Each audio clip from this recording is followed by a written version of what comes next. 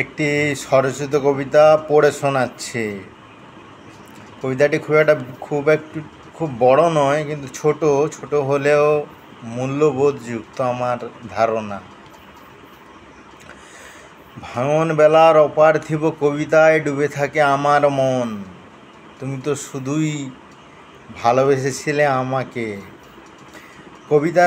কবিতারা পথ হারানোর আনন্দ ধারাতে। অভিমানগুলো সব নিরভিমানে পথ হারালো তোমার হাসি হাসি মুখের দুচোখ বাঁশিতে। স্বপ্নের ভাঙা কাঁচ আর শূন্যতার ভেতরে তবু অনেকটা পার্থক্য রয়ে যায়। এ পৃথিবী অপার্থিব, জীবন মরণ হাসি কান্নার খেলাতে মশগুল।